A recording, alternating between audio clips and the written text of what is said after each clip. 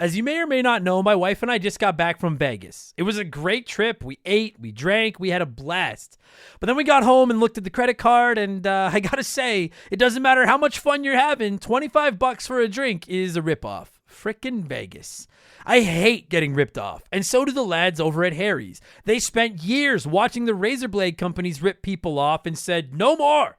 Not all heroes wear capes, my friends, and they want to prove that they're legit by offering you hot dogs a $13 trial set for just $3 at harrys.com/RTG. I've been telling you about them for months, and I'm genuinely proud to have Harry's as a sponsor of this show. I wasn't kidding. The plastic, futuristic-looking crap razors you get at the store are overpriced and they're poor quality. Harry's blades are crisp, clean, and classy. They're the kind of razor you'd expect your grandpa to have on his bathroom counter. And most importantly, they work. Shave after shave, they're so smooth, they're precise. I used to go through the crappy store blades all the time, but Harry's are built to last. And they're not just better quality than the other names, they're more affordable. And they deliver. Just set your schedule, and for as little as $2, new blades, shaving creams, lotions, everything you need, right to your door when you need it. I genuinely cannot think of a reason not to try Harry's.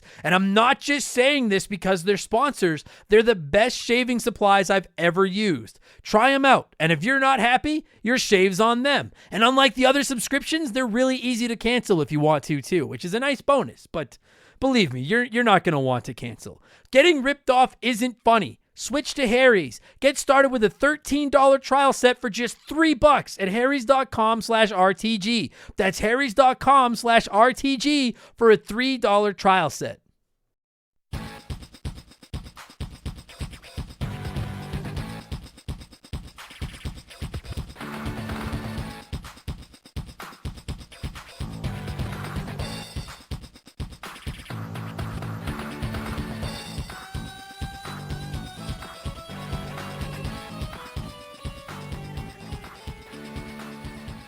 What's up, everybody? Welcome back to Remember the Game. It is my retro gaming podcast where every week a buddy of mine and I sit down and we geek out about the games we played back in the day. My name is Adam Blank. Thank you so much for listening to the show. And this week it is episode 249, and we're talking about one of those games that has been coming up for some time now in the world of RTG, and that is Advance Wars. For the Game Boy Advance, obviously. And I'll get it out of the way right now. I've actually never played the original OG version of Advance Wars. My younger brother Josh would play it all the time, and it was one of the rare games that instead of him watching me play it as the younger brother watching the older brother, I, as the vastly superior older brother, would occasionally keep an eye on his game while he was playing, and then when he saw me, I'd be like, oh, that game looks stupid. Even though I was fascinated by it, I just couldn't swallow my pride and ask him to borrow it to try it. I always thought it looked cool. I just never got around to it. The first tactical strategy, whatever you want to call this genre game I ever played was, I think, Fire Emblem Awakening, and it just infected me. I've loved this genre ever since.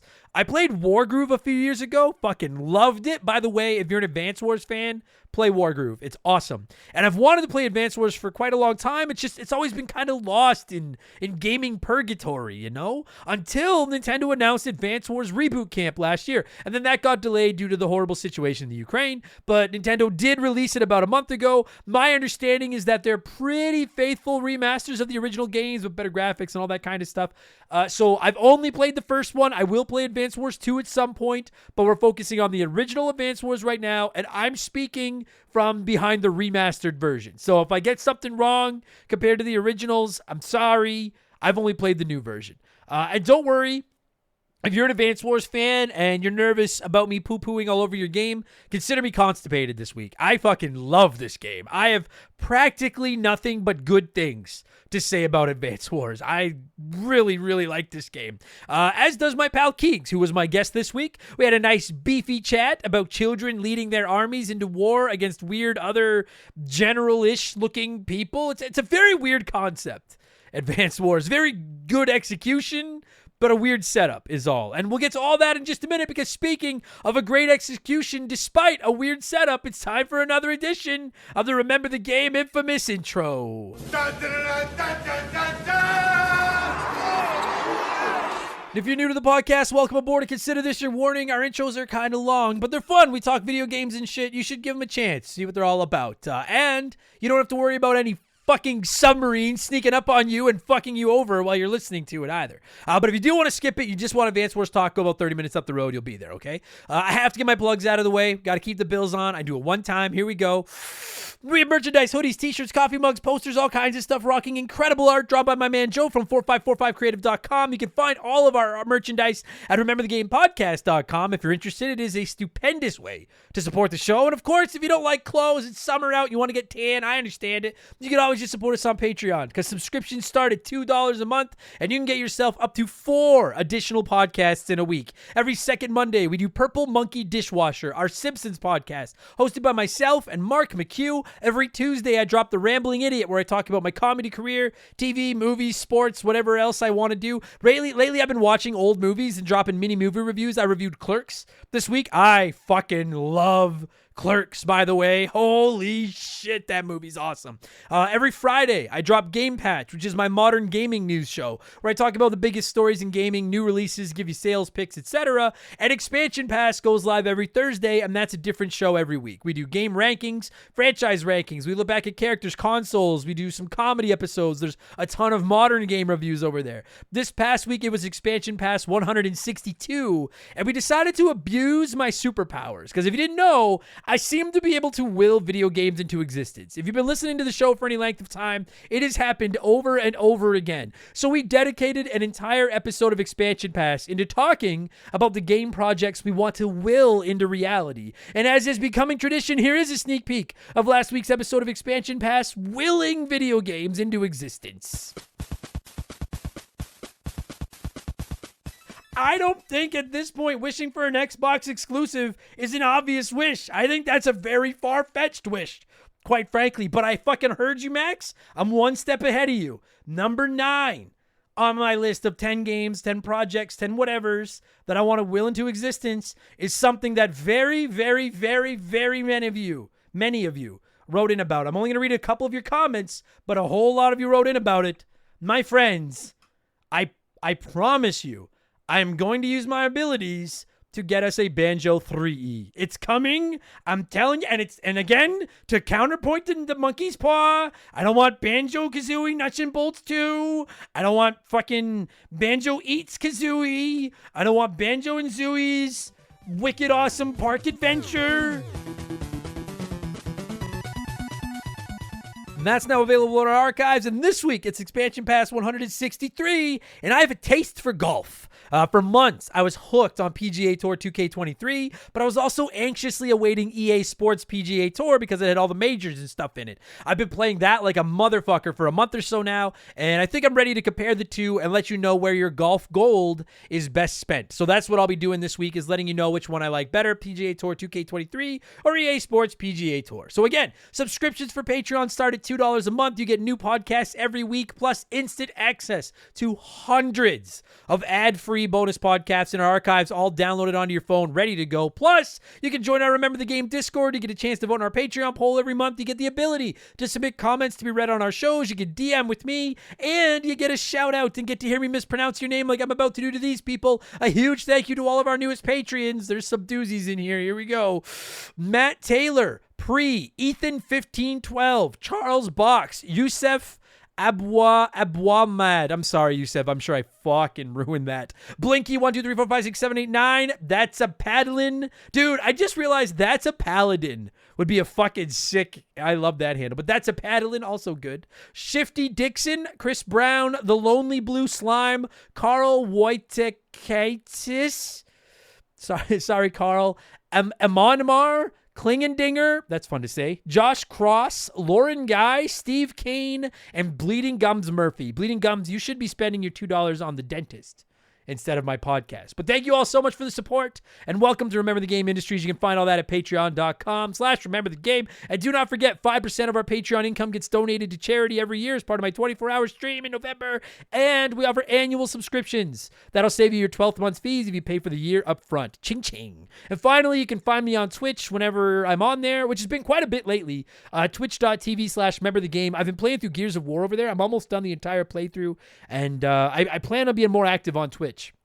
over the summer when comedy is dead. So twitch.tv/remember the game. Throw me a follow. It's free. It'll tell you when I'm online. You can come by and see me. It's good stuff. All right. That's enough blowing myself. Let's blow some of you by blowing in some cartridges. It is our opening segment here on the show. I read a few comments and questions from our Patreons, usually gaming related, but not always. And we call this segment Blowing in the Cartridge. He blows all right. He blows big time. That's it, honey. Get into the spirit.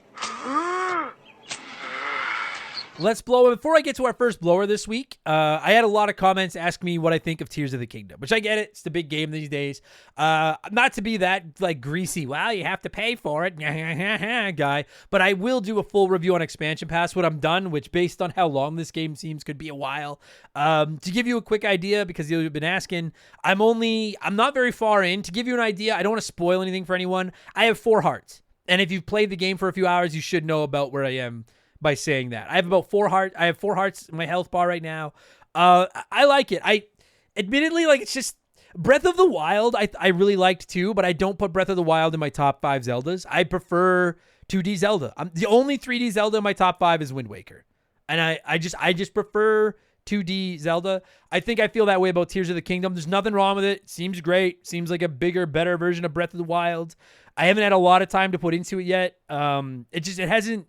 Like, I have yet to have that session where I sit down and I'm like, I need to play for 4 hours, because I get so overwhelmed by open worlds and I don't know where to go, and then I just get bored of walking around and I stop. But there's nothing wrong with it. I've been asked so many times. I had to get it out there. I'm not very far in yet. Don't really have an opinion. Seems very good.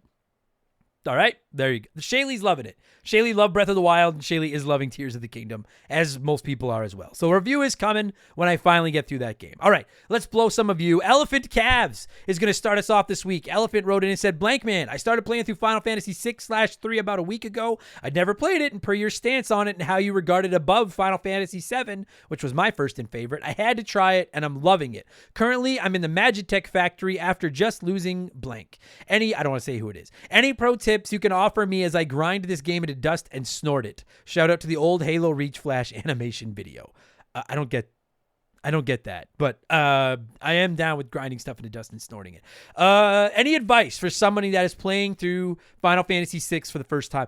I honestly have only ever beaten Final Fantasy VI, I think, once. I need to replay it in the coming months as well for an episode of the show. So I don't think I can offer you too much advice. I would say enjoy the grind. Feel free to grind. There is grinding in it, but it's fun.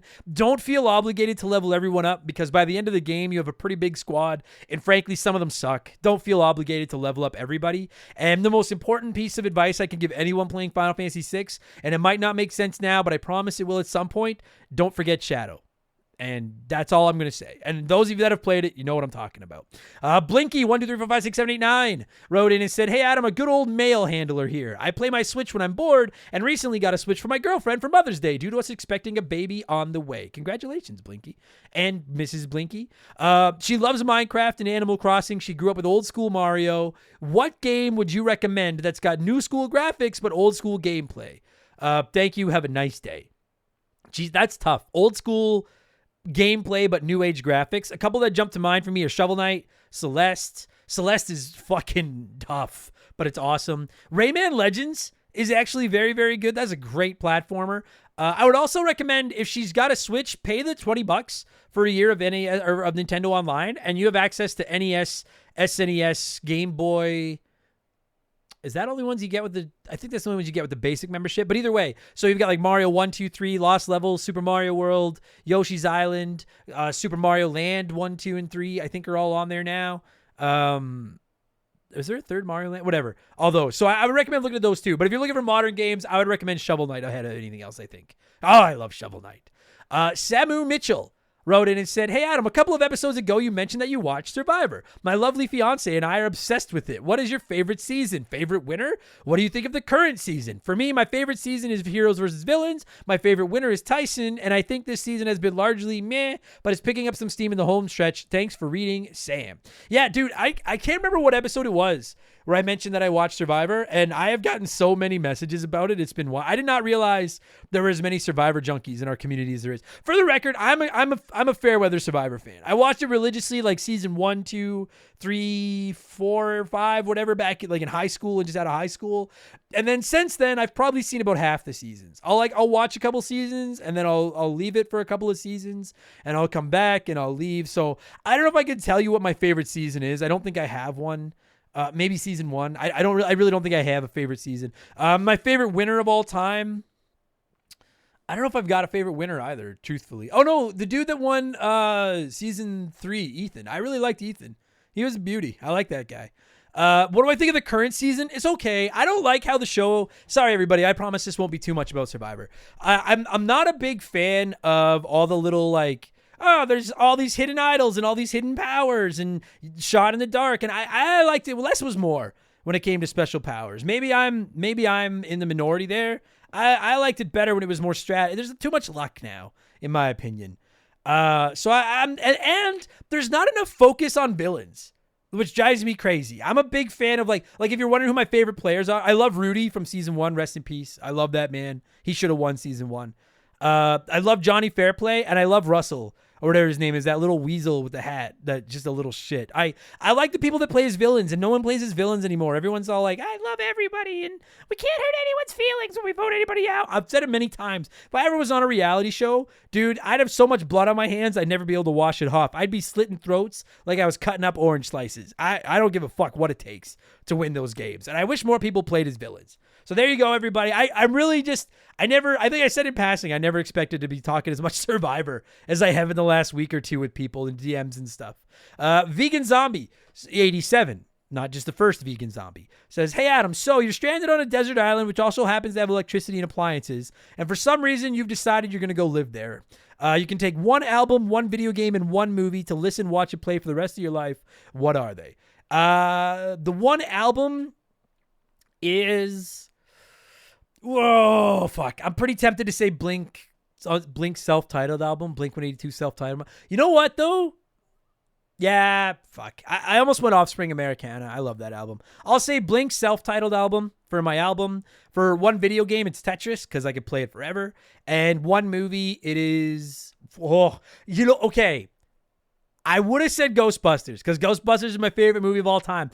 I'm going to say Clerks, because after watching Clerks once last weekend, I loved it so much, and I know every word of Ghostbusters. I could watch Clerks 10 more times before I know all of it. So I'll say Clerks, because now I can make it my new Ghostbusters. Fuck, I love that movie. So there's your answers. Subdued said, hey Adam, I've been listening to Remember the Game for about 1.5 years, and I just realized that every single time you say shout out to anyone who gets that reference, I've never gotten the reference. Not one damn time. What do I need to watch, play, read, listen to in order to earn one of these shout outs? Thanks and congrats on 249 episodes. Thank you, Subdued. I hope we make it to 250.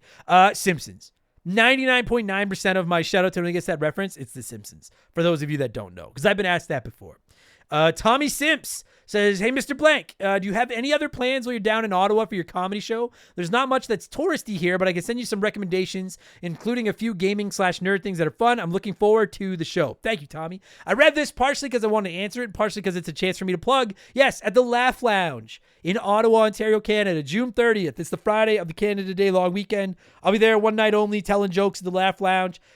Tickets are on sale now. I think it's about half sold out, maybe a little more than half. I'm not sure how much they are, $25 or $30. There is no like buying for a meet and greet. I'll be hanging around, drinking and saying hi to everybody. So if you're in or around Ottawa, I know a lot of the hot dogs will be coming out. It's basically the 5th anniversary of the show. It's going to be a good time. I would like to see all of you there.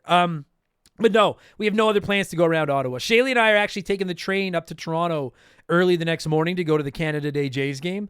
So we get into Ottawa at like 3 p.m. I basically have like 3 hours. Then I go down to the club. I drink all night. Then I go to bed and then get up and get on the train and go to Toronto. So I'm only going to be there for about 4 hours. Well, awake. Well, no, longer than that. But whatever. I'll be there for one day. So no, I've done shows there before. I've gone up and seen, like where Trudeau works and stuff. I think I've had my fill of what there is to do. So that'll be all I'm doing. But I hope y'all can come out. It'd be good to see all of you. And for everyone that keeps asking me if I have more shows coming up in Ottawa or in Toronto or in Ontario, basically anywhere east of Alberta, no. It's very difficult. I'm not, clubs don't give me headline dates. I don't have the TV credits and stuff.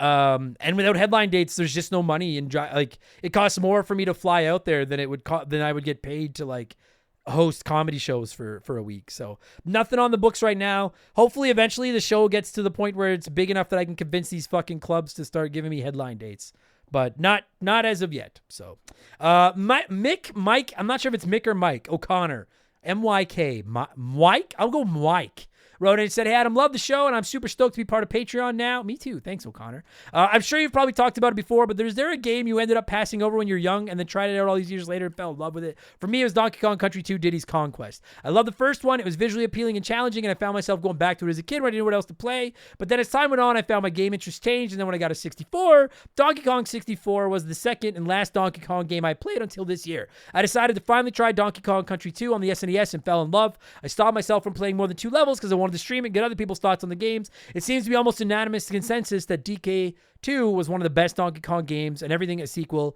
should be. Yes, fuck yeah. Great question, Mike O'Connor. For the record, don't play Donkey Kong 64. Fuck that game. Play Donkey Kong Country. And yes, Donkey Kong Country 2 is probably the best Donkey Kong Country game. Dude, there's so many. There's so many games that I missed out on as a kid that I've played now as an adult, and I've just completely fallen in love with them. So I don't even know where to start. A few that come to mind: Portal was incredible, Gunstar Heroes was sick, Toe Jam and Earl was fucking awesome, and Bully on the PS2. That would be 4 that I knew of as a kid or knew of back in the day but missed, that now I've played and completely fallen in love with. I could do a whole episode about that, but those are some that stand out. Thanks for writing in, O'Connor. And finally, before we move on, it's letter time. And my left nut wrote in and said, I'm itchy. No, my left nut said, hey, Adam, if somebody offered you $1 million to never play video games again, would you accept it? And if not, how much money would you need to be paid to permanently give up video games? So that might seem like a stupid, simple question, but I really did think about that for a little while. And like, first of all, $1 million, we're getting like an extra $300,000 here in Canada because of the exchange rate. Fuck yeah. I know this is going to seem crazy to some of you because I listen, and I mean this sincerely, like, outside of living beings like humans and dogs and pets, I don't think there's anything on this planet I love more than video games. As far as like non-breathing things, I've loved video games from as far back as I can remember. I'm 39 years old right now. I've probably been playing video games for 35, 36 years. I genuinely love them. But if I'll be 40 in a few months. If you were to come up to me right now and be like, hey, here's $1 million, you're done with video games, I think I would take it. And I'm not someone that's motivated by money, by and large. I just posted about that on our Patreon page. I'm not all about money. I'm about happiness. But I've given up video games for spells in the past and really enjoyed my time away from them doing other things. And now that if I'm 40 years old, you never know what tomorrow brings, but I'm loosely halfway through my life, hopefully, is what I would think. I would take it. And then I would still podcast. I would still talk about stuff that interests me. I would still do Simpsons podcasts. I'd probably launch a wrestling podcast, and I would take up some new hobbies. With $1 million, I would play more poker. I would probably learn to ride a motorcycle. I would like to learn another language. I'd like to play more chess. I'd finally write a book, which is something I've wanted to do for a long time. So, yeah, I might, maybe that's a sacrilegious answer on a video game podcast, but $1 million at 40 years old, that would put me pretty close to retirement at this point in my life. I think I would take it, and I'd spend the last half of my life going after things that weren't video games. And I think I'd be happy with my legacy in the world of video games. So, yeah, good question. Thanks, Nut. Thanks, everybody that wrote in this week. As always, let's switch things up, get into our Smash Hit segment, the official game show of Remember the Game Industries. It is Play 1, Remake 1, Erase 1.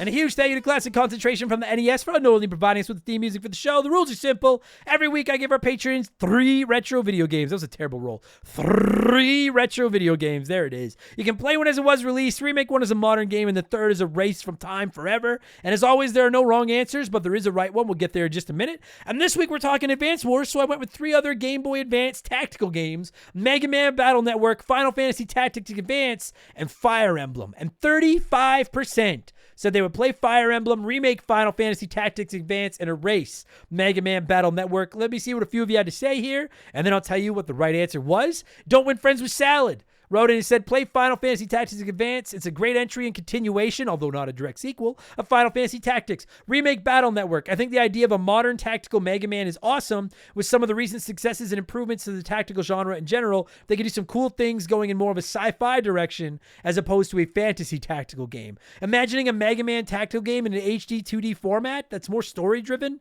triangle strategy, but make it Mega Man, it could be incredible. And then erase Fire Emblem. Unfortunately, it's a great game, but I think there are other Fire Emblems games that are better, like Awakening in Three Houses, and the Fire Emblem reputation would be remembered regardless. It's not the order I would go in, but it's sound fucking logic all the way around. You don't win friends with salad, but you do win them with solid answers like that, my friend. Dish says, I would play Fire Emblem. I always enjoy the high pressure of characters not being revived if they fall in battle. Me too. Remake Battle Network. It's been too long since a new Mega Man game, and with the compilation release, it reminds me of how many improvements they made later in the series that could be brought to the first one. And then erase Tactics. I know people love it, but I tried playing the game several times, and I could just never get into it. That seems crazy, but I understand. I loved Final Fantasy Tactics. Oh, that's another one. To answer that question about games that I skipped back in the day that I fell in love with, Final Fantasy Tactics. But I can see how it's not for everybody. I get that. So Frito Bandito says, shame on all of you erasing Mega Man Battle Network. I'll play Final Fantasy Tactics Advance because it's good as the OG. I'll erase Fire Emblem because how many blue-haired protagonists can you have? And I'll remake Mega Man Battle Network. It's by far the best of the trio, and it deserves the Capcom remake treatment. It's a hot take to say it's the best. I haven't played any of these, so I can't speak to it. That's a hot take to say it's the best of the 3. Bradley Morton says, I thought long and hard about this. I love when people say that because I just imagine them like going to the park or like sitting at the beach and just thinking like, well, the sad music plays. I'd play Final Fantasy Tactics. It's a solid game as it is. I'd remake Fire Emblem. I never played it, but it could maybe use a remake. I don't know. I love that's the logic you came to after thinking long and hard. And then erase Mega Man Battle Network. I'm a massive fan of the series, but this is definitely the worst out of all of them. It doesn't need a remake because from Battle Network 2 on, they're solid games. It sets the foundation for the others to be great. If I were to remake the first, it would only be fair, in my opinion, to remake the rest, and those aren't the rules. I didn't make them, I just play them. All hail Mega Man in whatever form he may be, especially the old TV show Mega. You saved yourself with that comment, Bradley. I love that old show. And Dante Kessenler, sorry, Dante, said, play Fire Emblem because I never have, and I've always heard good stuff about this franchise. Remake Mega Man because it would be awesome with newer graphics on the Switch, and erase Final Fantasy because there's so many already, we'll be okay. I can just hear the Final Fantasy fans losing their shit about it, but I love that answer. I'm going with 13% of you, as did the Lonely Blue Slime, who said, play Mega Man since I haven't, why not try it? The remake was tough because I enjoy both these series. I'm going to remake Final Fantasy Tactics Advance to be similar to the original game. They broke the formula with Advance and just need to add that special sauce to bring it back to the fine cuisine the original was. And then I'll erase Fire Emblem as there's a lot of them already that are better. I don't necessarily agree with all of your logic, but I do agree with your order, my friend. I would play Mega Man Battle Network because I love Mega Man and I've always wanted to play those games. So that was the one I was going to play right away. I knew it. I'm going to remake Final Fantasy Tactics Advance because Final Fantasy Tactics is the bee's boobs. And I have to imagine Advance is probably already good. I'm going to erase Fire Emblem because while I love Fire Emblem, there's already so many of them I haven't played that I need to get around to. I'll probably never get to this one anyway. So it's victim of its own success. I'm sorry. Thanks everybody that wrote in and played along as always this week. I appreciate it. I'll tell you what I've been playing and we'll get into talking some Advance Wars in just a second. Well, after I pause for a drink of water and possibly a word from one of our sponsors. This show is sponsored by BetterHelp. Everyone that listens to this podcast knows about our illustrious CEO, my dog Molly. But the other silent partner behind the scenes is my wife. And let me tell you, my friends, a 17-year relationship with another person that has to talk to and live with you is a lot harder to maintain than one with a dog. We've had our ups and downs, and as you all know, a relationship isn't all sunshine and rainbows. They can be a lot of work. You get out what you put in when it comes to relationships, and talking to a therapist can be a fantastic way to put in some work. They can help you work through your issues, learn to communicate better, and even just provide you with an ear to bend when you need it. I've talked to my therapist about my relationships, especially when it came to my stand-up comedy career and how much I was away from home, and they helped me work on ways to keep my relationship strong even when I was out on the road. It turned out our relationship was actually better when I was out on the road, but that's a story for another day. And I know, right? Therapy. Who has the time these days? BetterHelp hears you, and they're making it easy. Fill out a quick form online, and they'll match you up with a therapist that suits your needs and that'll work around your schedule. You pick the meet times, and you can get your therapy fix from anywhere, over video, phone, or just chat. Become your own soulmate, whether you're looking for one or not. Visit BetterHelp.com/RememberTheGame today to get 10% off your first month. That's BetterHelp, HELP.com/RememberTheGame. All right, what have I been playing over the last 7 days? I've been playing Dark Cloud. That review is coming up. Probably Remember the Game number 251. I really like what that game is trying to do, but I'm going to warn you all right now. If you love Dark Cloud, you may not love that episode. Because while I love the concept, the execution is driving me fucking insane. But we'll get into that in 2 weeks. I've been playing Tears of the Kingdom when I have time. I've been playing Gears of War to get ready for Remember the Game number 250. It has been so much fun. I've been doing the whole campaign on Twitch. Those videos will be up on YouTube, hopefully in the next week or so. The entire campaign is an Adam Sucks at Video Games if you want to check it out. And yeah, we'll be talking Gears of War on Remember the Game 250 in 7 days. And then also to kill time between those, or to wind down at night, I've been playing WWE 2K23 and EA Sports PGA Tour. All right? All right, let's talk Advance Wars. That's why you're here. As always, I like to let you nerds sound off before my guest and I hog the microphone, and we had a few comments this week. And you know what?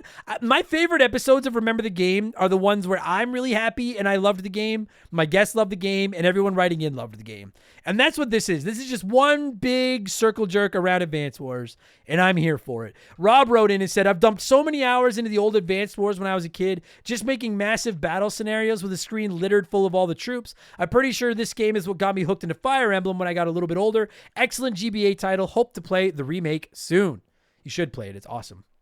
James Farkey wrote in and said, love this game growing up. I started playing it when I was in the 5th or 6th grade, and I gained a few friends from it. I put a ton of hours into it and its sequel, and I had a blast watching the remake played on YouTube. Shout out to Mangs for all of his amazing Fire Emblem and Advance Wars content. There's your free shout out, Mangs. I don't know who you are. All of the variability with the different COs and maps made this game so replayable. The only thing I didn't like back in the day when I was playing it was that the AI cheats and doesn't actually have Fog of War. Something I was happy to see they changed in the remake. Those Fog of War levels drive me nuts. Now, you'll hear about that in a second. Kevin Bell wrote in and said, playing through Advance Wars 1 now, and I'm really enjoying it. Some of the funnest parts of the game are the tactical battles with Fog of War. Using my recon units and then trying to inch my way closer to enemy bases. I love it. I like those those missions too, but I found them by far the toughest. Matt Die Draws said, one of my favorite GBA games of all time. I'll never forget when I beat it as a kid. My opponent, one of the final levels, had a weird glitch where they stopped moving. So I just kept passing turns until their ships ran out of fuel and sank. Cheap way to win, but I'm not even mad about it.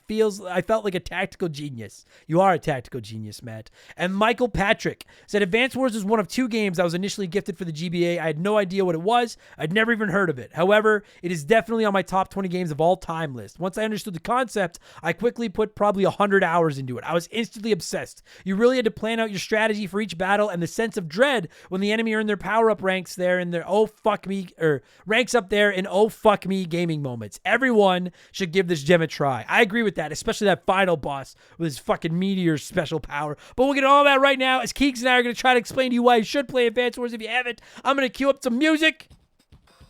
There it is. And when it stops, Keegs and I are going to talk about Advance Wars for the Game Boy Advance, which originally released in North America on September 10th of 2001. Enjoy the podcast, everybody. Let's go.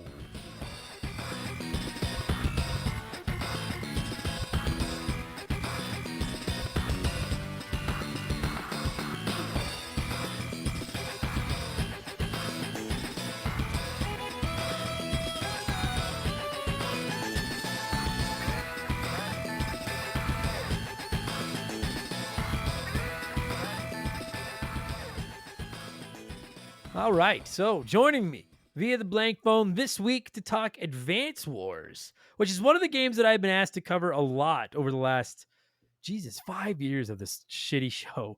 And we're finally doing it. Joining me this week is one of the mods of the Ye Old Remember the Game Discord, buddy of mine. It's Keegs, the legend himself. How's it going, buddy? Not too pretty bad. How about yourself? Not too pretty bad. Yeah. I like that. I've never, is that from something or did you misspeak? I've never heard that before. I have no idea. I think it's from something, but I don't remember what. I've just been saying it for a long time. I like it. Not too pretty bad.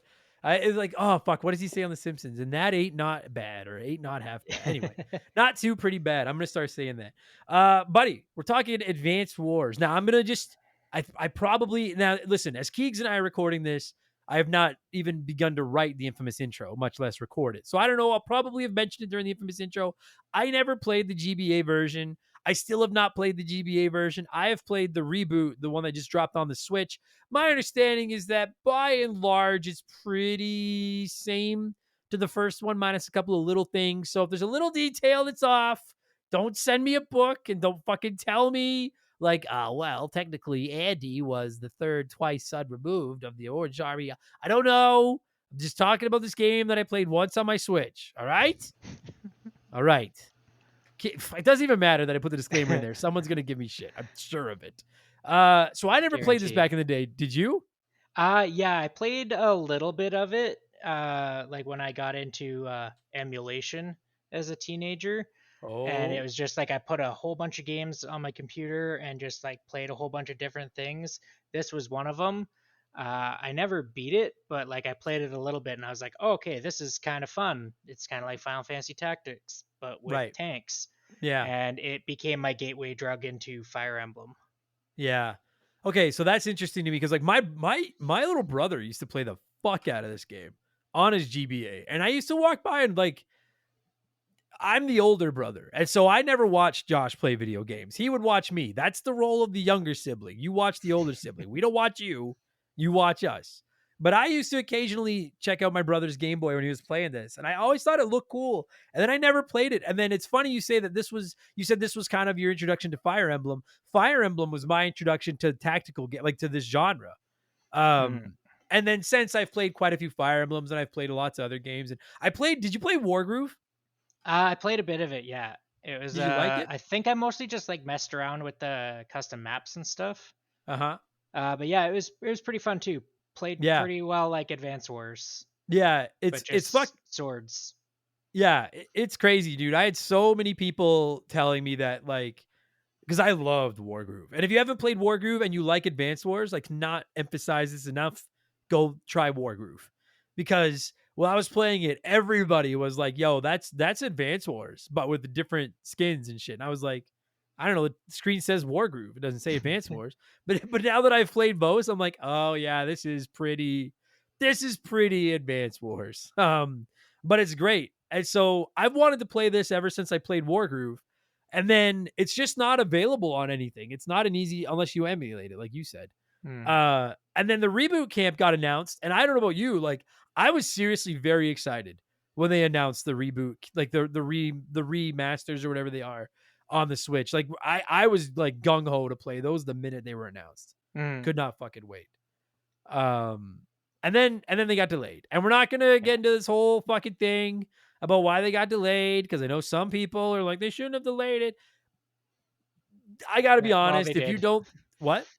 Well, they did, so nothing we can do about it. And I gotta say, without because I'm too political, as has been the joke now. I cannot emphasize how much I think it was the right decision to delay the release of this game, especially now that I've played it. This is like, sure, it's jovial and we'll make fun of the COs and everything, but like, this is war. This is tanks invading other places and shooting like this.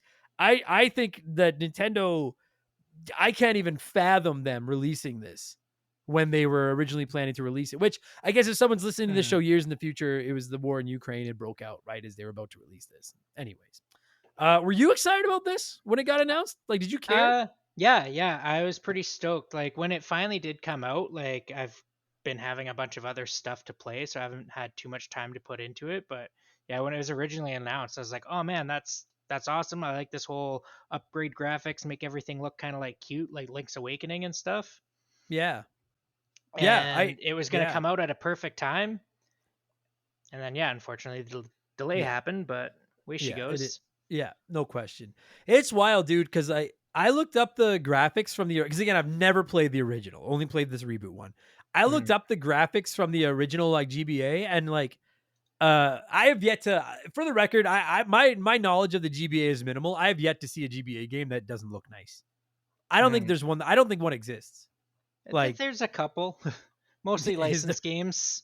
Yeah, sure. Oh, yeah, okay, fair enough. And some of that weird pseudo 3D pixel stuff didn't do too well.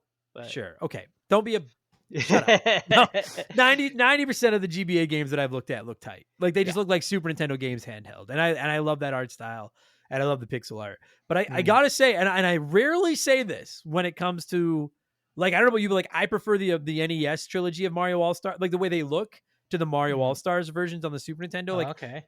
Not always, but generally I like the old school look of games. I gotta say, while I do think this game looks fine on the GBA, I really think they nailed, like, it looks really fucking sharp on the Switch in this reboot collection. Like, it looks tight. I really love the way it looks. Yeah, all the different units like really pop. They look a lot more unique than they did on the Game Boy Advance one. I find there was a lot of times where I would get units confused in the original. Because like you think like that screen's really tiny too. Yeah. And totally. So you're just trying to like the mechs and the infantry look almost the exact same. Yeah. And that's a great way to get into kind of like, okay, so like if you've never played this, because I wanted to get into that, because even while I was playing through it, the one thing I found was like, and maybe I'm just dumb, but like it took me a long time to wrap my head around all the different types of units. Like it and we'll get into like how some of them could attack and how anyway. If you've never played this game by some chance, it is a tactical game. Basically, you're like playing a board game against a computer, and you got the board is basically like the level is like a few islands or whatever, basically. And there's roads, there's fields, there's mountains, there's forests, there's towns, and you're controlling an army of tanks and soldiers and later on ships and planes and stuff. And you're moving them like space by space on this grid. And most missions, your objective is to either destroy all of the other team's units or take over their headquarters, which we'll get into how you do later. And that's like basically like you take a turn and you can move all your pieces. I like the board game fan of me wants to call them pieces, but you move all your tanks. They are pieces, yeah. You move your pieces, all your tanks, your soldiers, whatever. You move them all. Then it's the end of your turn. Then the other guy does it. Then you go. Then they go. Then you go. Then they go. And it goes until one of you wins. I've always, like, ever since playing Fire Emblem Awakening, which was my first real game in this genre, I've really fallen in love with these tactical games because I love board games and I don't have a lot of people to play them with. And playing these against, like, I don't know what you do, but especially handheld, be it on the GBA, the Switch, whatever. These, man, like this has become a top 2 or 3 genre for me along with platformers. Like I love these games. Love the genre like, so much. That's mostly why I was stoked for it to come out on the Switch, because like I'm all about getting tactical games or just regular any kind of RPG on the Switch. They're just at home there, and if you have to grind, which, like, I will say one of the things I like about this game is there's not really any grinding. Yeah, none. No, it's awesome. Like, at least in Fire Emblem, you have your units that go through each level with you. In this, it's like, nah, everything's just fodder. Yeah, there's no permadeath or any. Yeah, that's a great point. There's no permadeath or anything. Every level, you get a new variety of units, pieces, whatever you want to call it. Some levels you can buy more, some levels you can't.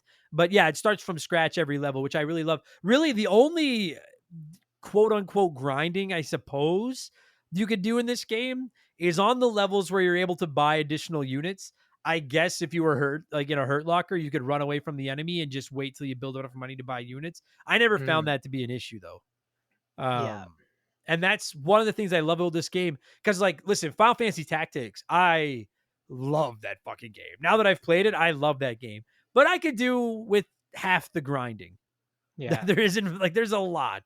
And that's what I think makes this game so dope. And like, have you played Into the Breach?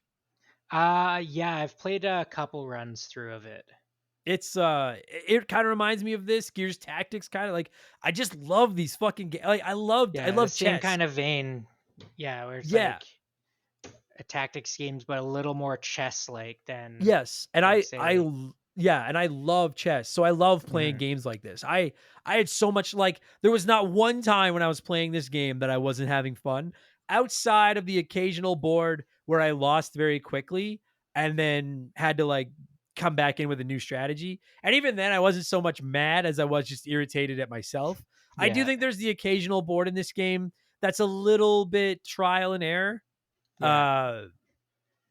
Yeah, I'm the looking at you. balance of the units and the COs isn't the best. Fuck. But I mean, We'll it's get the there. first game in the series. So Agreed. Yeah. And I listen, anyone that's worried I'm going to rip this game apart, I have practically nothing negative to say about it. I'm going to be very polite about it. I like this game a lot. And quickly too, we were talking about this off air. I've never played it. I have never turned on, seen 1 second of Advance Wars 2. And all of you that keep telling me now that you're finished Advance Wars, you got to play Advance Wars 2. I will, but the Zelda is out in 2 hours from the time that we're recording this.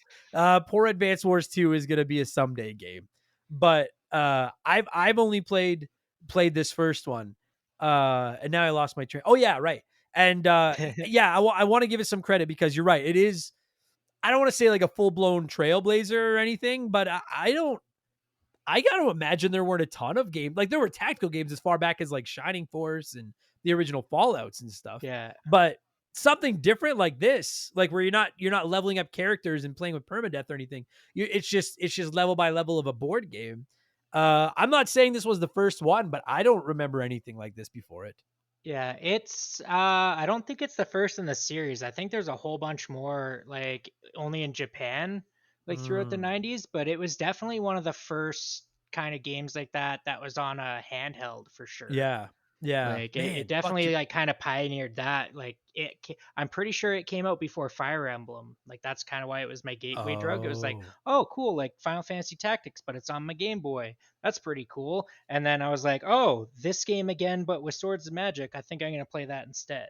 Yeah. I see. I got it. All right. Yeah, I'd never even heard of it. And I don't know where the fuck my brother got it. Like well, no, I'm not. I was about to say he's an idiot. How the fuck did he play it? But he's smarter. He's smarter than I am. So I guess that does explain why he was playing this while I was playing fucking NHL and WWE. He was like strategizing and becoming a fucking war general. Yeah. And didn't Shining Force get ported to the GBA too? I think can't say yay or nay. I'd never heard of Shining Force until I played it for the show like 4 years ago. Okay. And fucking love. But I mean, you know, my Sega knowledge is not great. But I will say shout out to Shining Force. I love that game. And I am going to play Shining Force 2. People keep asking, I promise. Eventually I'm going to play Shining Force 2. But getting back to Advance Wars. So like this game has a story, I guess. I will say, like, okay, so I guess one of the minor criticisms I have is a couple of the levels I thought were a little trial and error. We'll get into that a little bit more when we get into the gameplay.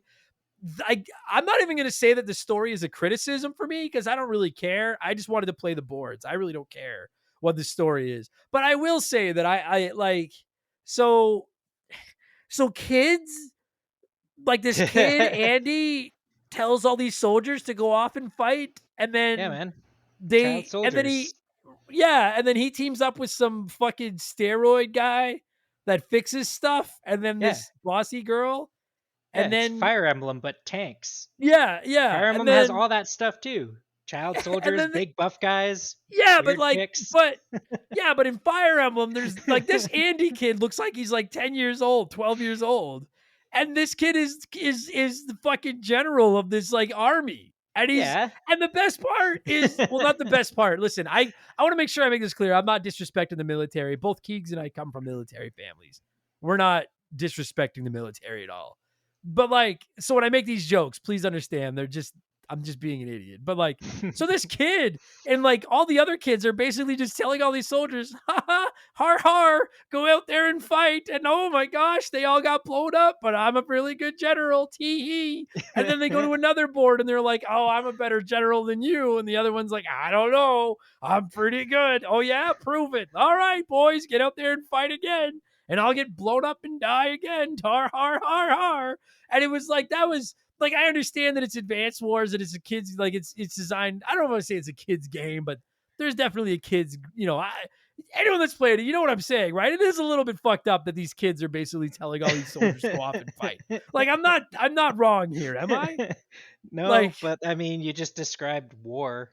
I know I did, but at least it's not children. I guess. Like my nephew Tony is like 10 years old and he's not out there commanding fucking units to go fight the Green Army or whoever the fuck you know of. That I know of. You're right. I don't know what kids do today. Maybe that's what kids are up to. I don't know. Back in my day, we didn't do that. Maybe the kids today, I don't know. So anyway, I guess there's like a story where there's like this bad guy and he's like trying to get all these nations to fight against each other. And you spend most of the game fighting against the other nations. And then at the end, you find out that the bad guy made like a clone of Andy, the main character. And then that clone was making them all fight. So then they all team up to fight this big robot guy named Slurg or whatever the fuck his name was. Jesus. Sturm. I gotta They all team up to fight. Yeah, they all team up to fight this like giant evil robot guy who has this ability to like summon meteors to destroy your shit.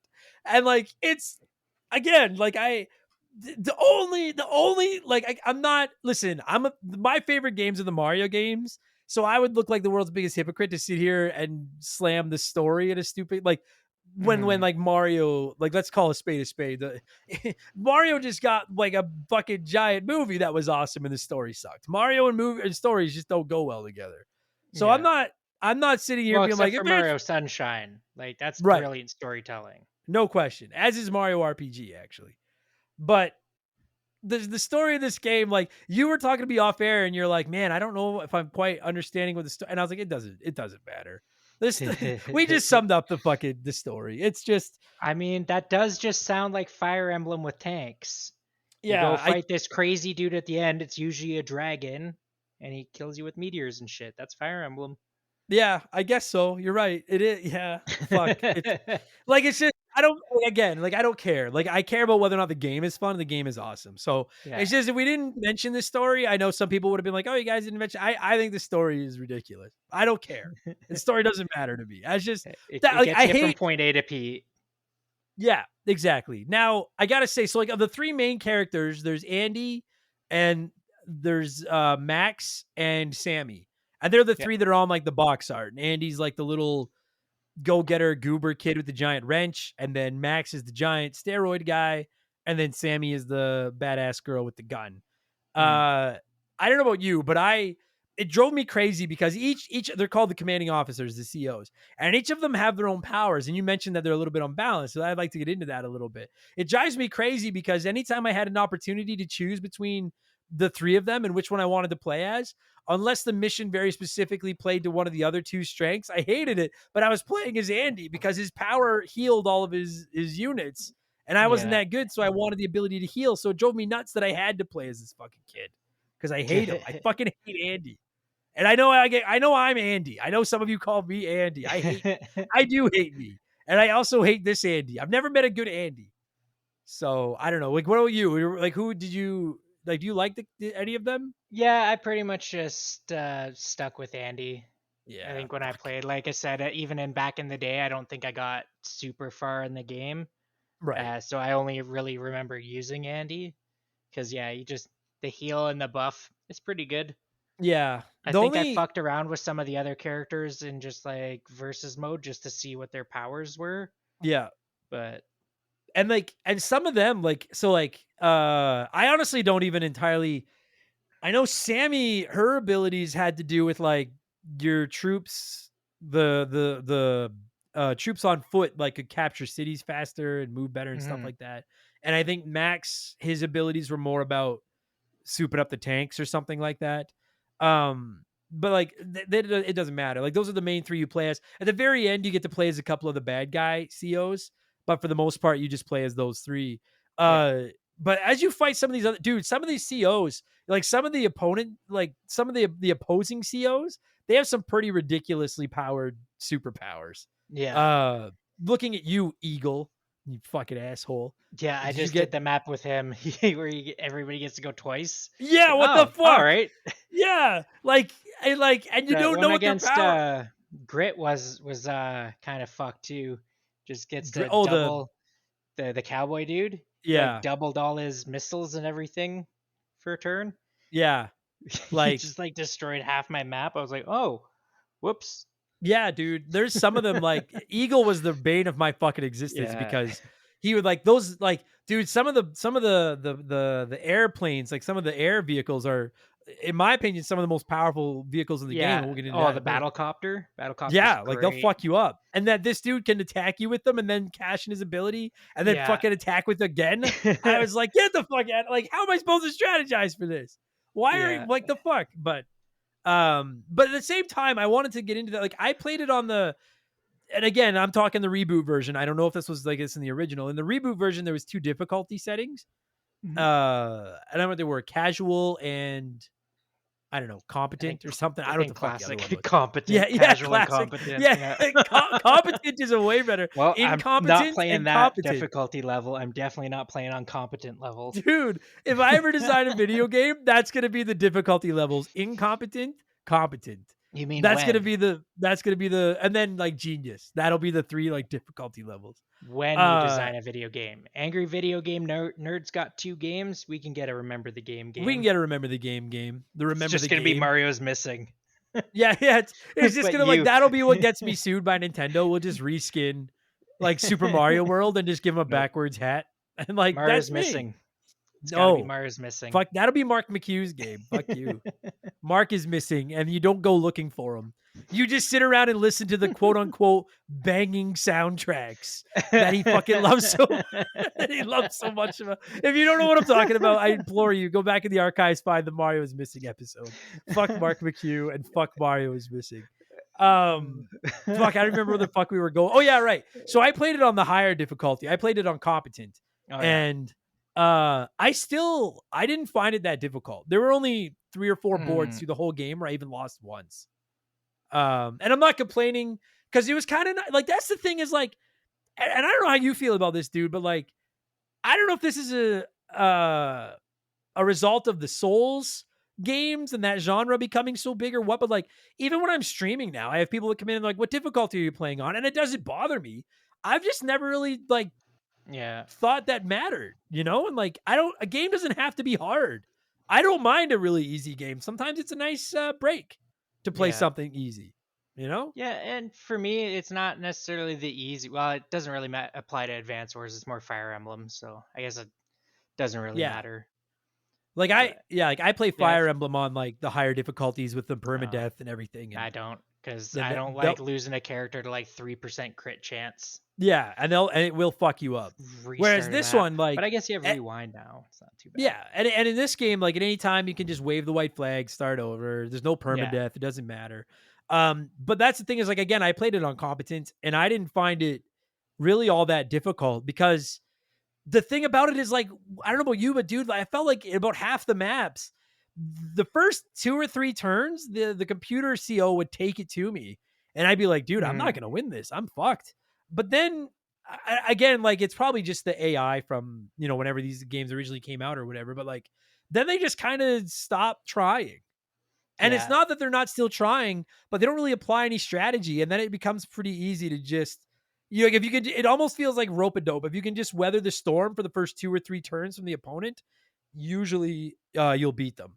Yeah, the AI is not the best, so you can kind of just, like you said, just kind of turtle and just like slowly build out and then get more cities under control. And once you're generating more money every turn, then it's just, you're going to beat them eventually because their strategy's kind of like, Yeah.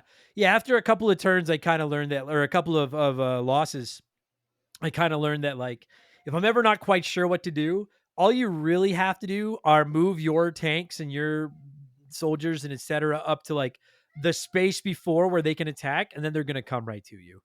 Yeah. And even if they come in overwhelming numbers, you just trade off units for a couple of turns, and then you're usually in the driver's seat after that. Yeah, because And like then even if they're reinforcing their army, they're usually not taking like the best choice all the time. yeah, yeah. And I gotta say too, like one of the things I liked about this game was that considering it wasn't that long, I liked the variety in the boards and how they weren't all just kill Mm, every unit or capture the headquarters.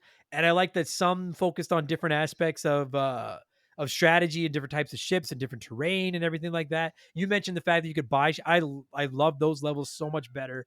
Oh yeah. We're gonna take we'll take a quick break because speaking of waiting to make more money to buy more units, I need my sponsors to get in here so that I can buy more units. So we can take Retronauts down and be number one. So we're gonna take a quick break for my units to recharge, and then we'll come back with my co-CO Keegs and talk more strategy in the world of Advanced Wars. So yeah, dude, I one of the things that like I don't want to say I hated, but like the first 4 or 5 levels, 6 levels, I don't know what the fuck it is you play, you can't buy any additional troops. And Mm, so like you can use your foot soldiers to capture cities, but then unless you're buying more, unless you get to the levels where you can buy more units, the only thing capturing cities does is give you a place to go back and heal, which in the early levels you don't really have to do. yeah. Well, unless you Um really fuck up a move, but yes, but the early levels also aren't hard enough to really warrant that. no, they're not. And you heal so slow. Like you could take any one of your units and move it back to a city you've captured. And what I love, oh dude, I just thought every unit in this game has 10 health. Mm, I don't know about you, bro. I fucking loved how simple yeah, that made it. I yeah, loved that. yeah. Just 10 10. HP, perfect. Yeah. And then it not only did they each have 10, but then when they were sitting on the board, they would show you how much HP everybody had left. So then you're Yeah. like, oh, okay, this guy has 4 left. It was so less is more sometimes. I don't know about you, dude. Like, listen, you're a bigger RPG fan than I am. It's fun Yeah. when you're playing a Final Fantasy game and you drop that 9999 Oh yeah. damage. Like that feels great. But there's something to be said for what was that one you and I Legend of Dragoon or a Yeah. Mario RPG where you hit for 7. Yeah. That's Or nice. Paper Mario too. Yeah. Very low numbers. Yeah. Yeah. I have time for both, but I like the low Yeah. HP. And I like Yeah, it's how nice just change of across pace. yeah, and how just across the board it's 10. That made it so much easier. Mm, I love that. But so when you want to heal, you can move your units back to your cities that you've captured. But I think they heal. I think it's like 2 HP per 2, turn. They yeah. sit there. So like if you get somebody down to like 2, if you get a unit down to like 2 HP and you get them back to a city to heal, it's gonna take 4 turns. And 4 turns is a fucking Yeah. eternity in this game. Well, yeah, Like that 4 turns is you're losing your S rank if you're having to wait 4 turns for a heal. yeah, no question. Like you're gonna. So I like the only time I really focused on healing was in the either in the last 4 or 5 boards Yeah. or in the earlier ones if I like had units and I just had nothing for them to do. Mm. Then I'd be like, well, go heal just in case something goes really bad here and I need you later. But by and large, I didn't. But like you mentioned, dude, once you get into the levels where you can buy additional units, ah, Oh, the best. right? Tell me it's not so much better. Like, Yeah. go ahead. It's You were like, the one that yes, brought it this up. is what war's about. Who has the most money and can Yeah, just no throw shit. the most people at each other. No shit. But it's true. I love that you. So then every city you own, I think you get an extra like 1,000, whatever the Yeah, I think currency is in this game. $1,000. Yeah. Yeah. Yeah. And then at the beginning of every turn, if you own any, I don't know what those spaces are, like warehouses. It's just a base. Okay. It's like Oh a yeah, military that's the right base, yeah. term. That's the term I was looking for. Base. Yeah. Yeah. I played on competent. Yeah. then once you own a base, then on your turn you can go to the base and buy all the different units depending on how much money you have. And Mhm. and then later on in the game, you can also get the ports, the docks where you can buy sea vehicles, and you unlock the airports where you can buy air vehicles. Yeah. And dude, like even later in the game, there's a few levels where you can't buy additional units. Mhm. Every level I played where I couldn't buy additional units, with the exception of one, I didn't like as much as the Yeah. ones where you could buy. It just makes it so much more fun. There's so much Yeah. more strategy to it. Yeah. I don't know. It's like, That's it's like, okay, you're trying to make me, really work my strategy good, see what I do with minimal resources, but it's like, but I don't want to do that. no, it's just not as like saving money is not as much fun as spending money. Yeah. Like I don't like let me spend my fucking money. That's why I'm here. Let me buy shit. Yeah. Well, We'll that's get into why some. even when I'm saving for an expensive unit, I'll always fill my bases with infantry every turn. Because Oh then really? I'm still at least spending money, unless like I calculate it to like it'll make me just barely miss buying what I wanted to buy by a turn. I'll pretty Right. much always buy infantry just so I have extra to take over cities and Right. And I be meat and shields if I need them or whatever. They're yeah, just always useful to unfortunately, have. you throw them out in front. Yeah, and like, Yeah. well, because that was one of the strategies I found that I was applying, especially in some of the later levels, was like if I had a unit that I was just like fuck, they're gonna attack this, and I really don't want them to attack this unit. I Mm. would surround them with infantry, like the basic soldiers, or uh, the jeeps that would Oh, rip the up ahead to recon? like scout the recon. Yeah, the Yes, recons, yeah. the recon The units. recons are those are a pretty tight unit. They're Like, great for the amount they travel. They're great. yeah. But if I had like a big tank or something that I was trying to keep safe, I would throw a Mm. couple of cheap units. Or you know what the computer always seems to target are those arc units or whatever they're called, the ones that resupply you. Oh yeah. And like it does suck to lose those, but they're easy to replace. I would always, you know what? If you want to blow them up, you go right the fuck ahead. Because Mhm. like I'll save my tank. That actually turned out into a very viable strategy for me. Was buy crappy units and just throw them out in front of my big Yep. ones to keep them safe. And again, that gets back to the AI. The computer wouldn't attack the smart play with like I don't know about you, dude. If the opposing CO had a battleship, I was like, I got to get rid of that fucking battleship. Yeah. Those fucking things. Whereas like, and that was always my big strategy was, and we'll get into our favorite units in a minute, but like that was always my strategy was like battle. I loaded up on battleships. They were money. But then I was Mhm. always worried that they would attack them. So I'd throw a couple of those arcs and recons around just to be like, go after them instead. And the computer usually would. Instead of going Yeah. after the unit that could hurt them, they'll go after the unit that carries the jerry can around. Yeah. Well, even So I just did that first map against Eagle there, and he sent his bomber in, and instead of go 2 turns in a row, instead of going after my medium tank, he went after my infantry that were trying to capture a base. yeah. It's like, And okay, that's yeah, I get it. You want to keep me from taking my base, but it's like you're just letting my tank just walk past. yeah. And then I Yeah. surrounded it with 3 anti-airs and took it down, no problem. Yeah. And that And I was lost just 2 infantry to, his biggest plane. yeah, the infantries that cost 1,000 to buy, that Yeah. are like a dime a dozen. You know, I hate to say that because these men have families, but I'm like this kid is just sending them anyway. Um, so okay, so the two main things I still want to talk about are the different vehicles, and I wanted to talk about some of the missions. Mhm. So let's talk about the vehicles first, because then talk about the missions will make sense. Did you have a favorite vehicle in this game or unit or whatever you want to Battlecopter. call it? Yeah, battlecopter for sure.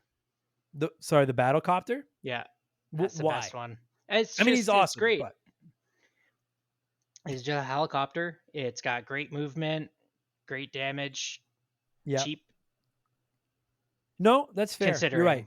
considering. Yeah, Like cheap considering. Like it's no infantry, but no, no, like it just kind of sucks. Like it's nice getting like the big like the big stuff like the bombers and the medium tanks and stuff, but it's like yeah, you make one little slip up or something and you just lose it, and it was like 2 or 3 turns worth of your money just gone in an instant. yeah. So it's just like I just like loading up on the cheap stuff and just swarming them. Quantity over quality. Yeah, because Yeah. the quality difference isn't that great, right? Like it's not a huge jump up. No, you're right. Truthfully I never really thought of it that way, but you're right. Because my favorite, like the battleship was easily my number one. Mm. If I had a dock, if you've never played this, you can buy these battleships, and obviously they can't leave the water, but they can shoot, I think it's 3 to 6 spaces away. So you can park them just off the coast. And there's a lot of ships that a lot of opposing vehicles that can't even shoot them. And you can just sit out there and just pick off tanks and vehicles and stuff. Mm. But you're right, they're very expensive. And so is my favorite land vehicle was the rockets. Or the missile, the rockets, the one that The missiles suck. The yeah, missiles are the anti-air ones that are yeah, just those a are money. useless. Those are a trap. Yeah, those are Those are useless. to But get the you to waste your money. yeah, but the rockets are Yeah. basically the land battleships. They're very slow to move, but then they can shoot like 2 to 5 spaces away or something, I think. Yeah. So, and the best part about those, what I really liked about this game too was the strategy of like vehicles can run out of gas and vehicles can run Mhm. out of ammunition. And Yeah. that's you either need those arc vehicles to go around and resupply them or you need to bring them back into your cities to fill them back up. But what I would And do, then you had roads too, like your rockets, like yeah, they moved faster if you moved them along a side of road than like across like the plains, yeah, if you which could is keep them on also the like roads, they really were good. cool. Yeah, like Yeah, if different vehicles had different tires or treads or whatever, and it's like that determined how fast yeah. they could move through stuff. It's just yeah. And like none of the vehicles could go over mountains. Like they had to Mhm. find a way around it, which was another cool little strategy. It makes sense. Um and yeah. And what I would do is one of my favorite strategies was I would stock up on those rock because those rocket vehicles weren't cheap. But I would Yeah, buy like those at 15,000. what's that? They're like 15,000. Yeah, 15 or 16 G's, yeah. But I would get one and then I would do my best to put it on a city that I had captured near the enemy. And then I would Mhm. surround it with tanks and stuff so the enemy couldn't get near it. But then because it was sitting on a city, it would never run out of ammunition Oh because it yeah. would refill its supply every time. And then I would just be picking shit off or get it on the other side of a mountain where they Mhm. can't get at it without going around. And but you're right, but I never really thought about that. But the problem with that strategy was the battleships and the rockets. Like it would take me 2 or 3 turns to save up enough money to buy one. And then you're Yeah. right, one fuck up, you miss a submarine in the water, or something gets past your defenses and gets to your if somebody gets up close against your rockets or your battleship, you can't even fight back Yeah. because you have to do at least the 2 space distance for your A attack, or a whatever the fuck it is. battlecopter comes out of nowhere. Yeah. Yes, you're fucking battle copters. So you're right. Yeah. It is kind of it's like those expensive vehicles can win you boards on their own. But the problem is that yeah, you fuck up and loot, dude. On that Yeah. the last mission is massive. It goes forever, and I had saved up and saved up and saved up my money, and then I bought like 2 of the fuck. What are they? They're like the planes that can bomb the ground, not the Yeah, the battle copters. bombers. Yeah, the bombers. Yeah, the planes that can bomb the ground. Oh, the bombers. Yeah, that's yeah. I played on competent. Uh, Military kids. yeah, military kids. Yeah, you order tanks from the warehouse. You mean the base? Yeah, that's the one. You know those planes that bomb stuff, the bombers? Oh yeah, that's it. Fuck me. But yeah, the bombers do massive damage, but they're Mhm. so expensive. They're like 20 some $1,000. Yeah. And I bought a couple on like one of the last boards and they got taken out this turn I bought them. Oh And I yeah. was devastated. I was like, "No, it took me to save up that much money. Fuck, Yeah. fucking Andy, you stupid kid." Um, no, that was great though. You're right. I really liked those. I found in the later levels the anti-air tanks were really handy too Mhm. Yeah, because like the ones with the little machine guns. yeah, because they Yeah, don't those things like are you dope. said. They're like super infantry. Yeah, Like because they're you a little mentioned the missiles. expensive, but Yeah, yeah, but like, why on earth would you buy the fucking missiles truck that can only shoot airships when you could yeah, buy these anti-air tanks that are also pretty useful on the ground and they yeah, can shoot the fucking shit that's yeah. flying? They've got a better move.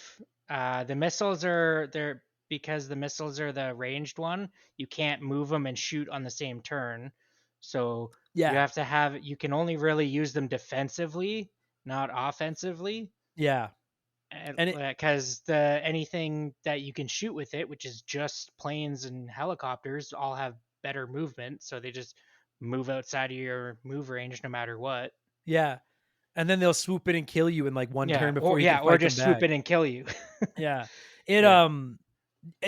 so you mentioned this. And maybe this is incompetent by me. Maybe is it in or incompetent? Incompetent, whatever. It doesn't matter. Yep, it's incompetent. Yeah, it's im. I was like, I just realized I was saying It's in, and now not. everyone's gonna yell at me for that too. No, But no, whatever, I it's don't not care. incompetent. It's Yeah, incompetent. yeah.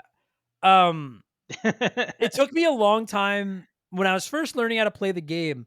The one thing I found a little bit frustrating was that even, and especially like now that I've looked back at the original version on the GBA, and I'm like, these units do look very much the same. They don't look Mhm. nearly as the same on the reboot version, but some of them still look similar, like tanks and stuff. Yeah. And for a while I was like, I think it's stupid that I can't tell which tanks can attack, like can move and then attack, and which ones can either attack or move. Yeah. And then eventually I realized that eventually you just play it enough that you know the units. But when you're learning, I learned to if you just look up their stats, if it says attack distance of 2 to 5, if it has something like that, then it can't move and attack. Mm-hmm. But if it doesn't, then it can only attack the spaces adjacent to it. Then it can move and attack in the same turn. And I don't know if you struggled with that, but I feel dumb saying it, but it took me half a dozen Yeah. boards to really get my head around that. Yeah, I still fucked it up. Right? Okay, it's not just me then. Because yeah. when you play a Fire Emblem, you're oh, well, the archers and the wizards can attack distances. Yeah. And the sword people attack people close to them. It's not the same when it's, well, this tank can do this, but this tank can do this. Yeah. And I found it hard to strategize at times until I started to learn this. It's just practice, but yeah, a little I bit felt of practice. stupid. Yeah. I will say that you're saying about the units looking the same. The one thing I did just notice with this reboot is that they made each of the 4 different colors armies, their units look different. Yes. Yes. Completely Which I thought different. looked very cool a bunch too. of different skin colors and stuff of the individual units when you actually go into a battle. And I was just oh, that's just a nice little touch. Yeah. Agreed. Yeah, the reboot is yeah. Again, having never played the original, if you like Advance Wars and you've been on the fence about picking up Reboot Camp, I mean, I guess I can't recommend it if you're I already played all these. Is it the same? Because it kind of is a lot of the same, but it looks really fucking good. I think they added a bunch of extra maps into it for the versus mode and stuff, and then you have online and everything. Even if you played the original, I think this is just the definitive way to play it now. Totally, yeah. There's more meat on the bone in this version for sure. Mm. I did also want to quickly, while we're talking about the vehicles, I loved submarines when they were on my side. They were the bane of my existence when they were the enemies, though. Yeah, those, because I love to use battleships. You focus the battleships. You got to go with the battlecopter, man. Submarines can't get you. Those little fuckers, man, could dive under the water with the subs.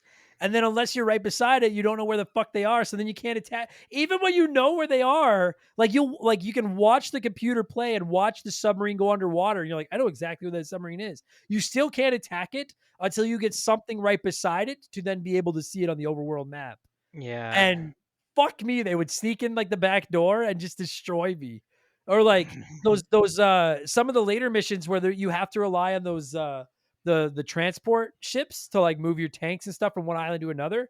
If they sink one of those with a tank on it, they take out your tank too. Oh yeah, that's the worst. Dude, and I got so fucked on a couple of those boards where I would buy my expensive rockets, put them on these fucking movable ship things, and then get taken out by fucking submarines that I couldn't find with my battleship. Fuck. Anyway. Yeah.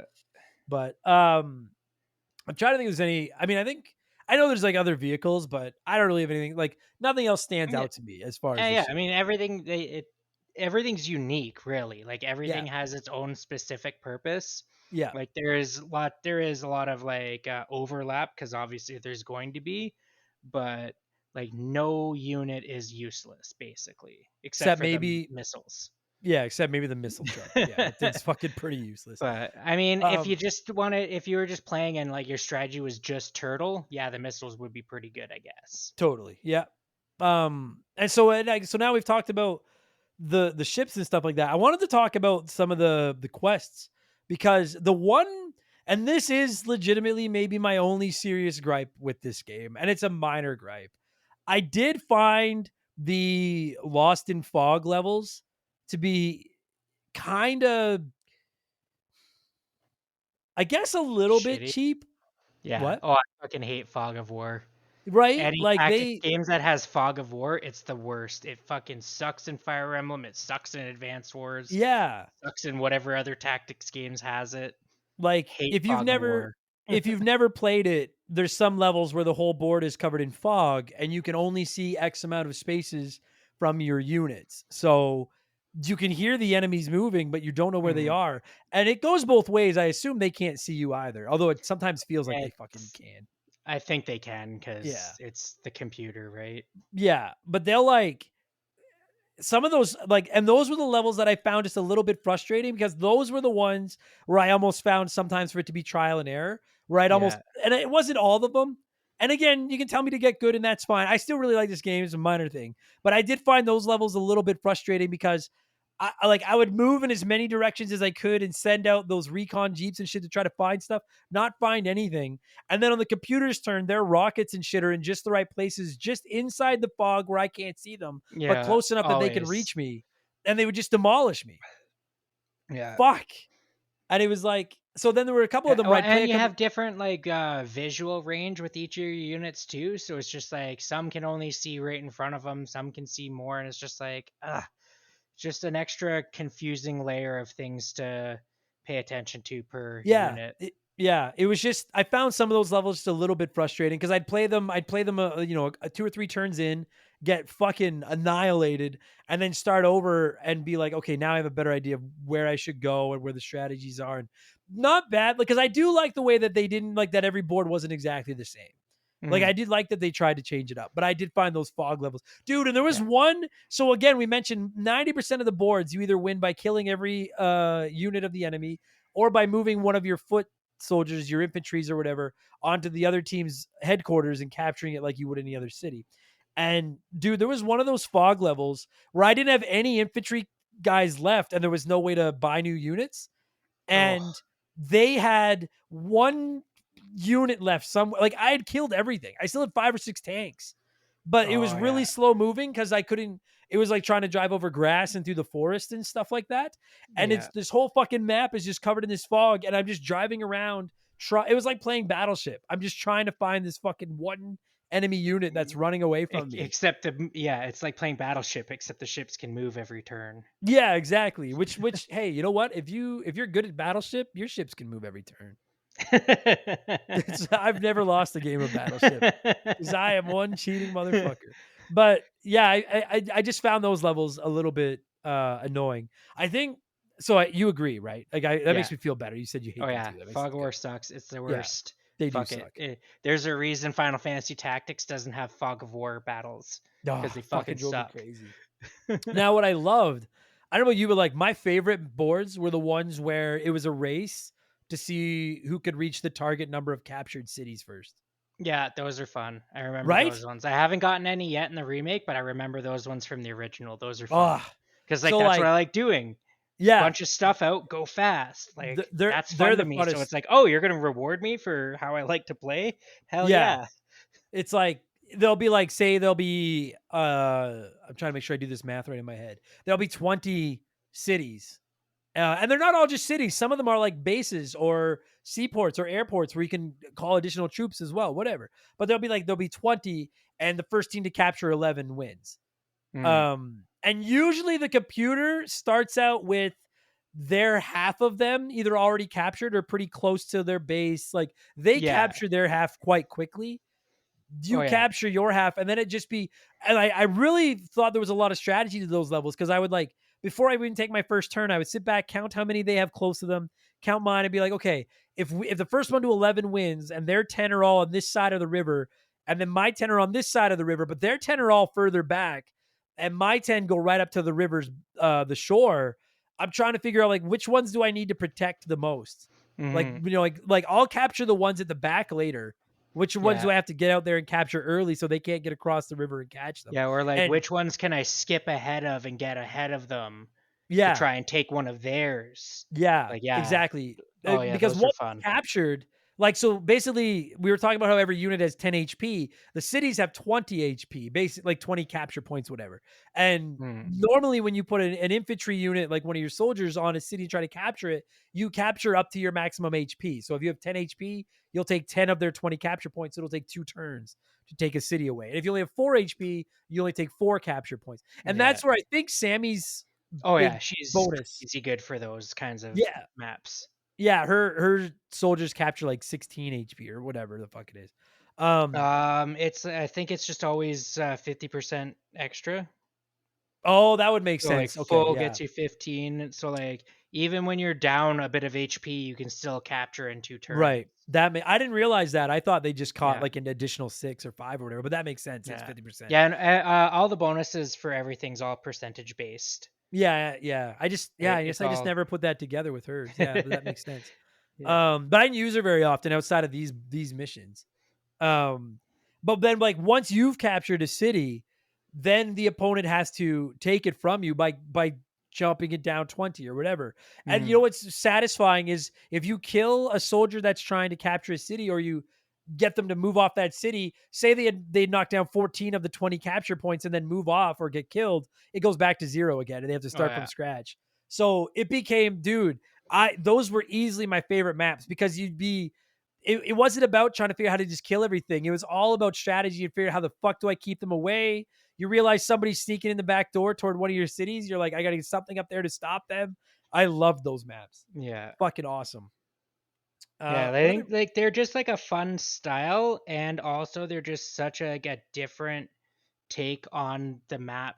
Despite it using a mechanic that's in every single map, like it focusing on it completely changes the way you play the game, like to its core. Totally. And Whereas like with other tactics games that try and do stuff like that, you're still playing the game the same, right? Like Fire Emblem will have those ones where yeah, it's like, oh, protect so and so. It's like, okay, well, you're still playing Fire Emblem just a little bit more defensively. Whereas this one, it's like, no, you completely overhaul how you're playing the game instead. yeah, Like you're not yeah. trying to get out tanks and kill everybody. Like And it's really not cool. not only like I like the change in gameplay, but I also found that the AI was a lot sharper in those levels. Hmm. Like because maybe it's just, I've never designed an AI, but I assume that like when there's 30 fucking tank units on the map, there's some strategy in figuring out which tanks should I take out first. Like we were saying, they would go after the infantry units or the recon jeeps when it's like there's a giant rocket truck or a tank or a battleship right there they should be attacking. Whereas in the levels where you just have to capture cities, uh there's not as much, they don't have to figure out who to attack. They just know they have to go Yeah. out and capture the cities. I just found that I found them so much, not that I dislike the other ones, but I found them so much more fun, the Hmm. capturing city ones. And then I played one mission where you had to just survive for like 10 turns. I had to protect a rocket truck for 10 Yeah. turns. And I thought that was going to be very easy, and dude, I scraped that fucking win out. Like Yeah. they like it was awesome because I survived the 10 turns and then they're like, curses, he got away. But I'm like, you have my rocket tank surrounded by tanks and it has 2 health Yeah. left. Like it's Yeah, I I've didn't always get loved away. that You in have me. tactics games.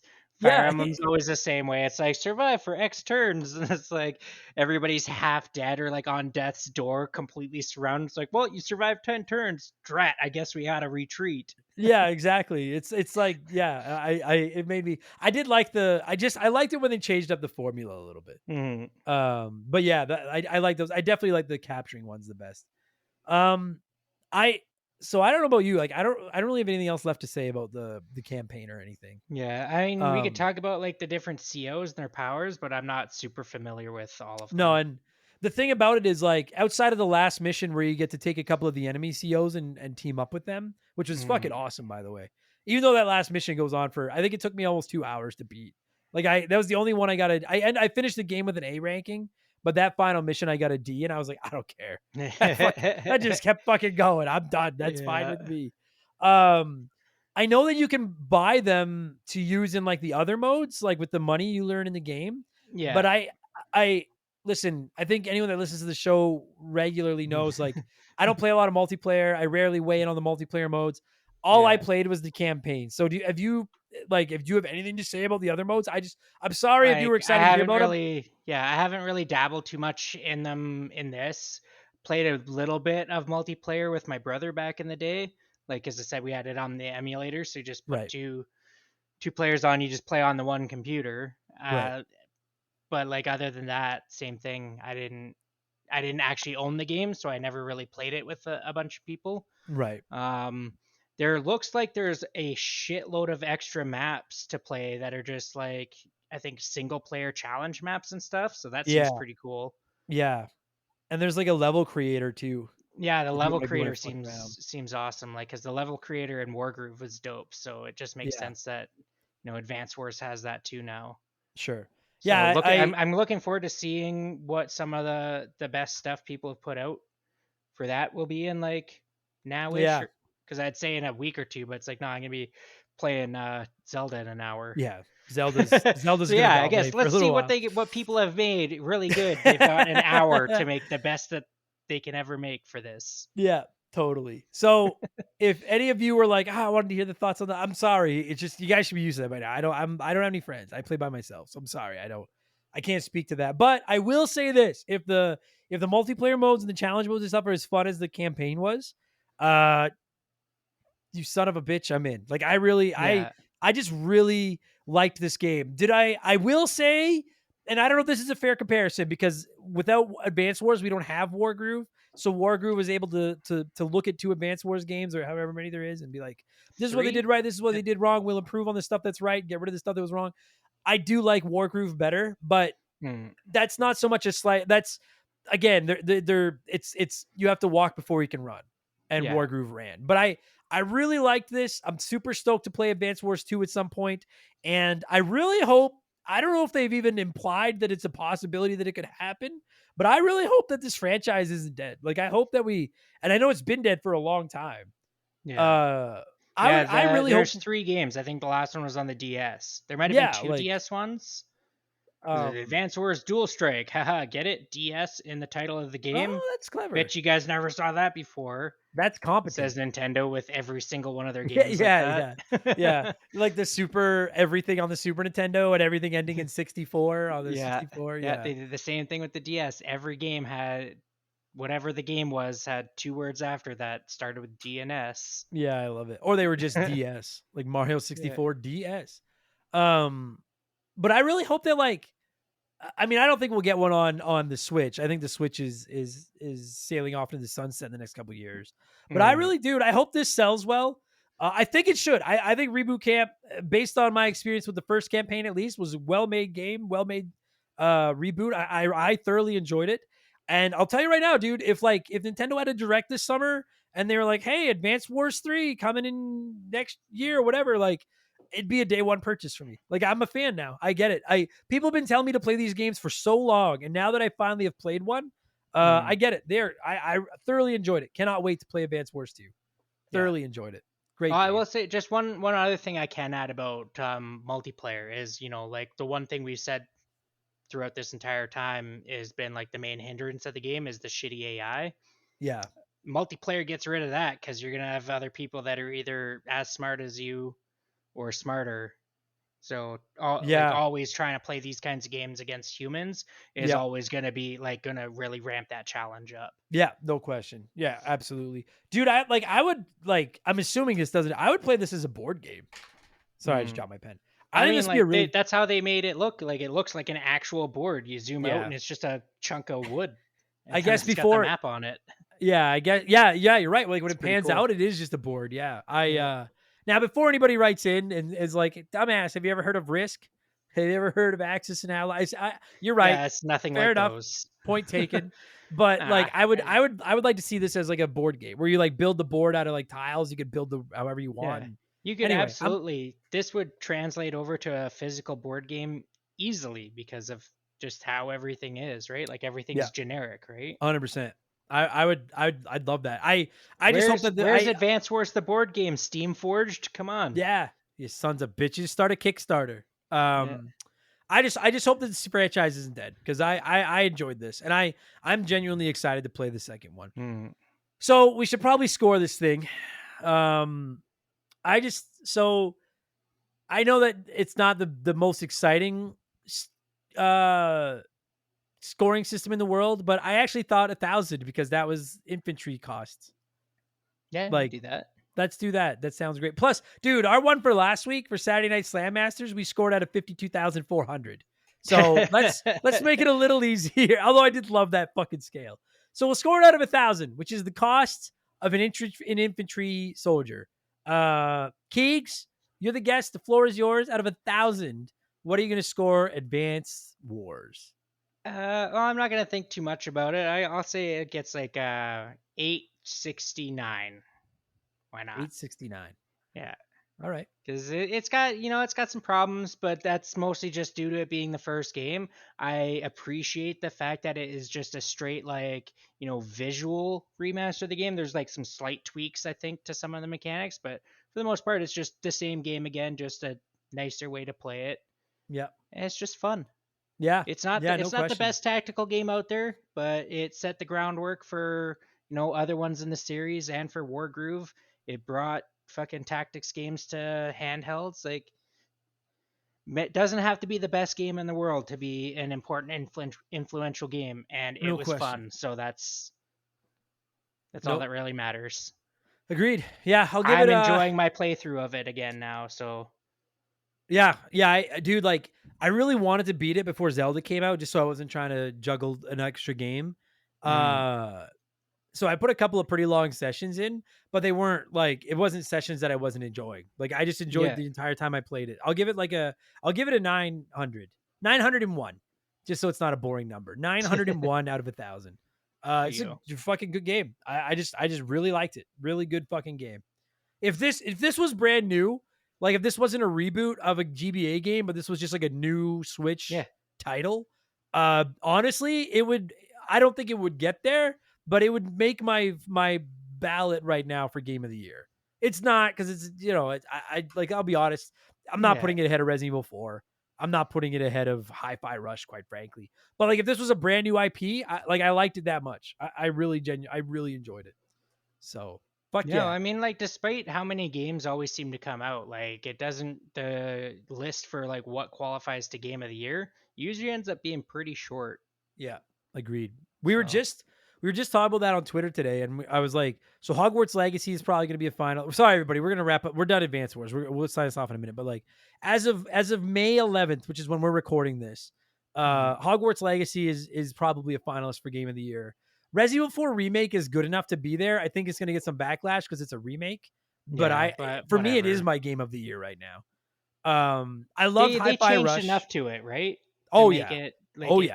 Yeah, it's not just like a prettier version of the original. Like, no, fuck no, not at all. Like, when they remake those Resident Evil games, they fucking remake them. They swung for the fences. It was fire. That's cool. Hi-Fi Rush, I loved it. I don't know if it's game of the year for me, but I did really enjoy it.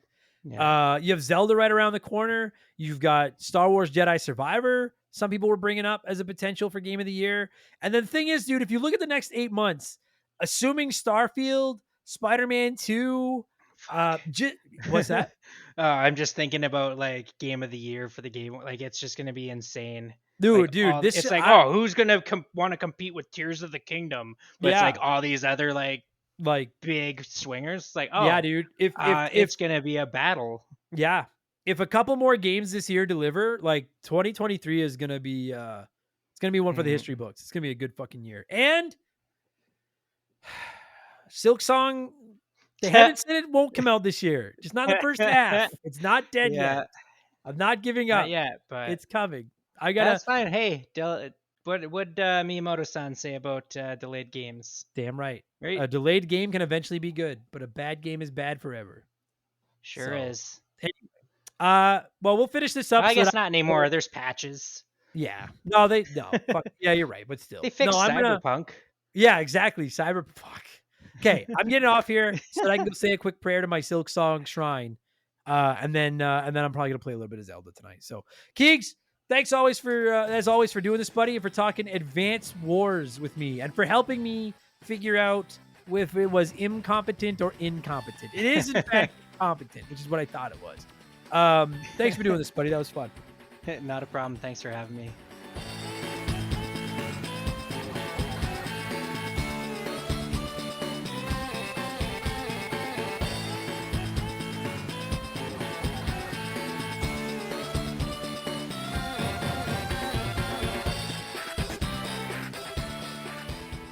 And that's going to do it for this week's episode. Keeks, thank you so much for giving me a call and talking Advance Wars. And to every single one of you geeks listening to this, whether this was your first Remember the Game or your 249th, listen, assuming nothing goes catastrophically wrong over the next how many hours are in a week? 144? Is that how many it is? I think it's 144. Yeah, 144 hours. Assuming nothing goes catastrophically wrong in the next 168? 24 hours times 7 days. Oh, wait, that'd be 6 days, 144. Anyway, assuming nothing goes catastrophically wrong in the next 168-ish hours, next week we made it, baby. Remember the game number 250? We never would have gotten here without all of you listening. So thank you. And as I've already said a couple of times, we will be talking Gears of War, a very, very special video game for me. I'm really excited for that episode of the show. Listen, if you didn't hate this, leave us a good review somewhere, would you? I don't know what they accomplished, but I'm supposed to ask for them. It's in the handbook. So please leave us a nice review. I read them all. They make me feel good about myself.